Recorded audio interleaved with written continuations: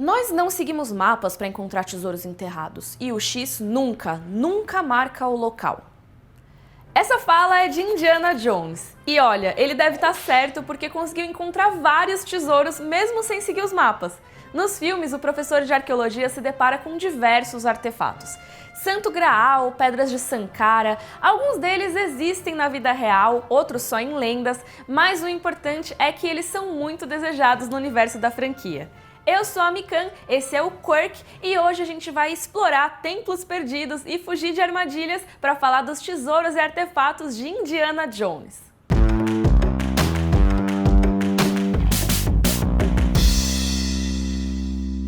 Caso você seja novo por aqui, esse já é o 4º episódio do Quirk. Tem os links para os outros vídeos aqui embaixo na descrição.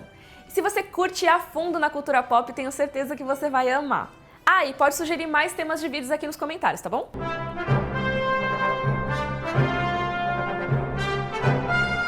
A primeira coisa que eu preciso dizer por aqui é que Indiana Jones é uma franquia muito grande que se estende por várias mídias. As obras principais e mais conhecidas são, obviamente, os 4 filmes do George Lucas e do Steven Spielberg, né? Indiana Jones e os Caçadores da Arca Perdida, Indiana Jones e o Templo da Perdição, Indiana Jones e a Última Cruzada e, feito quase 20 anos depois dos antecessores, Indiana Jones e o Reino da Caveira de Cristal. Realmente, os artefatos mais importantes que a gente vai comentar aqui estão nesses filmes, mas tem muito mais histórias do Indiana Jones por aí. Tem histórias em quadrinhos, 12 livros oficiais, tem videogame, tem a série de TV O Jovem Indiana Jones, o Indy apareceu em tudo que é mídia. E ele procurou ou se deparou com mais de 90 artefatos em todas essas histórias. Isso é que é caçador de tesouros, hein?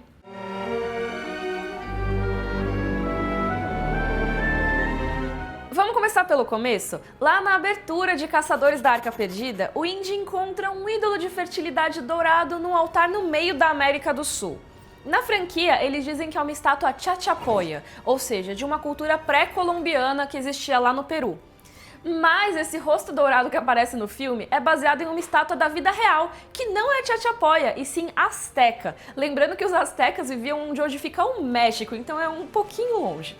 De qualquer maneira, a história da estátua original também é um pouco duvidosa, porque dizem que ela é realmente de antes da chegada dos europeus às Américas e que representa a deusa Tlazolteotl. Desculpa a minha pronúncia, porque é um pouco difícil. Porém, alguns pesquisadores acreditam que a escultura tenha sido feita no século XIX, ou seja, que ela não teria sido um objeto original da cultura asteca, portanto um artefato histórico falso.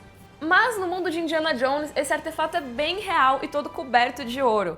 E é para recuperar essa estátua que ele faz aquele truque famoso de colocar um objeto do mesmo peso no altar, e não dá muito certo, como a gente sabe. Ah, e o ídolo dourado é roubado do Indy logo que ele sai do templo, né? Ele ainda se reencontra com ele nos quadrinhos, hein? Lá no mercado em Marrakech. Mas a gente ainda tem muitos outros artefatos para comentar, então vamos pro próximo.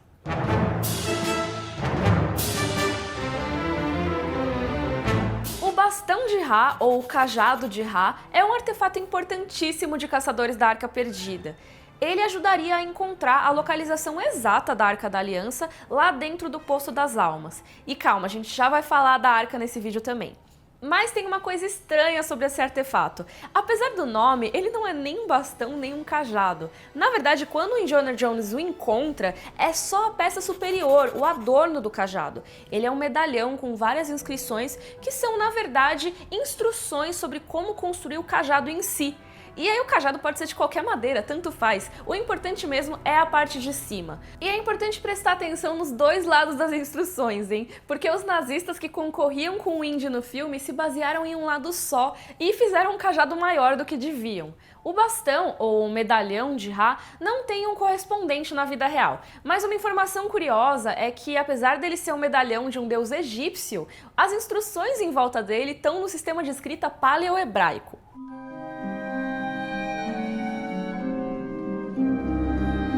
Mesmo fora de Indiana Jones, a Arca da Aliança é um artefato famoso na nossa história. Ela também é conhecida como Arca do Testemunho ou Arca de Deus, e é um baú de madeira coberto de ouro que teria dentro as 2 tábuas de pedra dos 10 mandamentos. O relato da Bíblia diz que cerca de 1 ano depois do êxodo dos israelitas do Egito, enquanto eles estavam acampados lá ao pé do Monte Sinai, Deus ordenou a Moisés que fosse construída uma arca. Quando ela era carregada, ficava sob um véu feito de peles e tecido azul, escondida até mesmo dos olhos dos sacerdotes. Não é à toa que no filme dos Caçadores da Arca Perdida, quando abrem o baú, o Indy e a Marion fecham os olhos e são os únicos que sobrevivem aos espíritos que saem de dentro do artefato.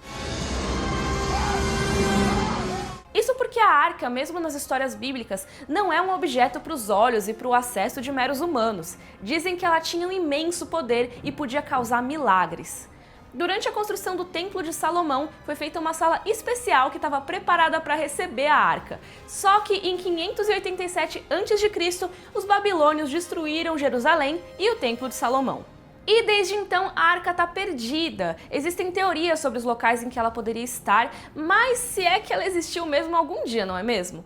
Uma das possibilidades é que a arca tenha ido parar na região do Egito, e é para lá que o Indiana Jones vai no filme. Ele explora a cidade de Tanis, que existe mesmo na vida real e é cheia de ruínas egípcias.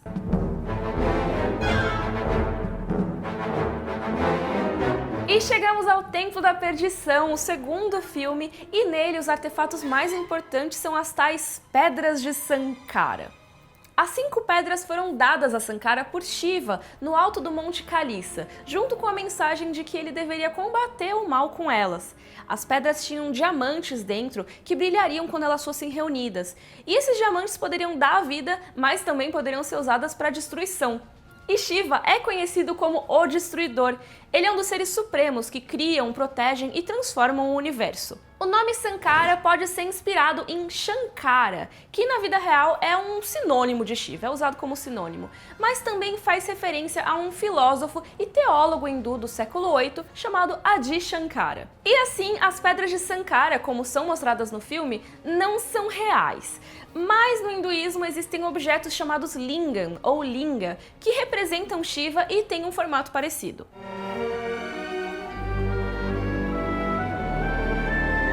Já que a gente está falando de símbolos religiosos, logo no começo de Última Cruzada, o Indy se encontra com um crucifixo que teria pertencido a Coronado. O nosso arqueólogo quer pegar esse artefato, já que, como ele sempre diz, deveria estar em um museu. That belongs in a museum. Mas não existe nenhum artefato conhecido como a Cruz de Coronado. Assim, pelo menos o Coronado existe.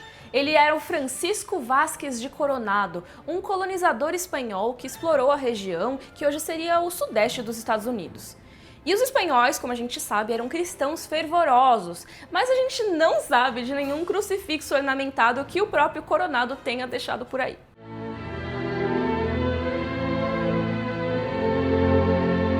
E agora talvez o objeto mais importante de toda a franquia Indiana Jones e um dos artefatos místicos mais procurados na vida real também, o Santo Graal.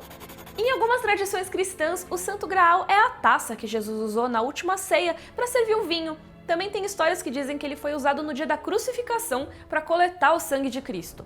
E na Idade Média já existiam algumas histórias sobre ele, que era descrito às vezes como outro tipo de louça, mas o mais comum virou um cálice mesmo. Tanto que o outro nome para o Santo Graal é o Cálice Sagrado. Várias histórias que mencionavam o artefato se tornaram populares ao longo dos anos, como as do Rei Arthur.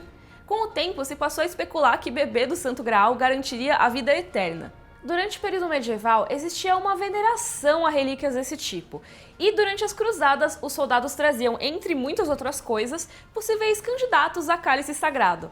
Tem vários cálices ao redor do mundo que seriam candidatos a Santo Graal, como o Sacro Catino, que fica na Catedral de Gênova e é feito de vidro verde que se parece com esmeralda.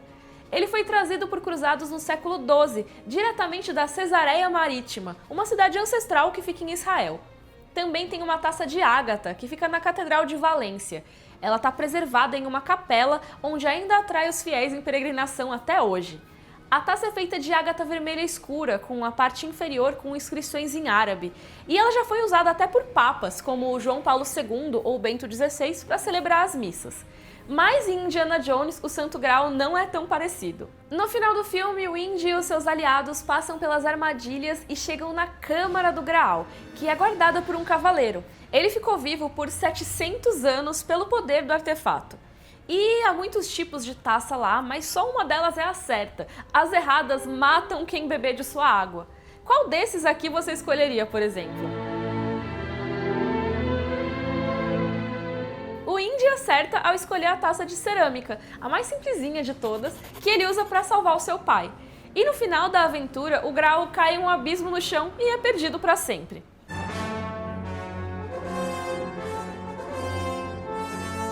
Em O Reino da Caveira de Cristal, nós vemos um artefato em forma de uma caveira misteriosa em um templo em Akator, que, olha só, é outro nome para a lendária cidade de El Dorado, e ela ficaria em solo brasileiro, bem na divisa com o Peru.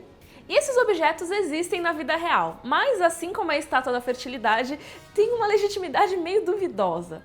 Algumas dessas caveiras surgiram lá para o fim do século XIX, e os pesquisadores disseram que encontraram tudo nas Américas. Uma das mais famosas, por exemplo, é a caveira Mitchell Hedges, que teria sido descoberta num altar de um templo ancestral em Belize.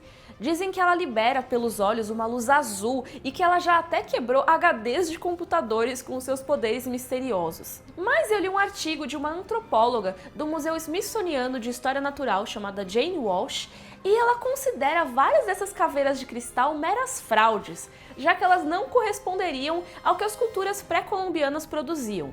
Vai ver, elas são de seres interdimensionais como no filme, né? Provavelmente nunca saberemos.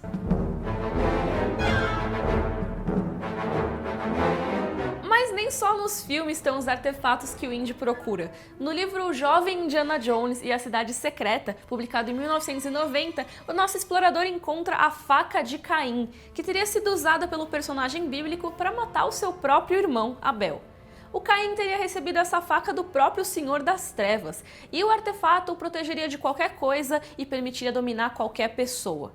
Para ativar o poder da faca, o Caim teria que trazer o assassinato para o mundo, o que ele fez ao matar o seu irmão. Que loucura, né, gente? Aparentemente não existe um registro histórico da faca de Caim, mas olha só, ela aparece em Supernatural. Já pensou que demais o Indy buscando artefatos poderosos junto com os irmãos Winchester?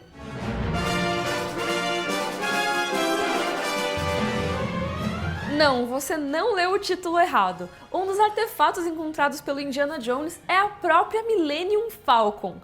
Como vocês sabem, o arqueólogo é interpretado pelo Harrison Ford, que também é o Han Solo de Star Wars. Então, tem um quadrinho de Star Wars chamado Into the Great Unknown, lançado pela Dark Horse em 2004, e eles decidiram unir esses dois mundos. O Indy está em busca de um pé grande e acaba encontrando a nave do Han, que caiu na Terra 126 anos antes. Lá dentro ele encontra o esqueleto do piloto. E o pé grande seria o próprio Chewbacca, que chorava a morte do seu parceiro depois de tantos anos. Ai, que triste.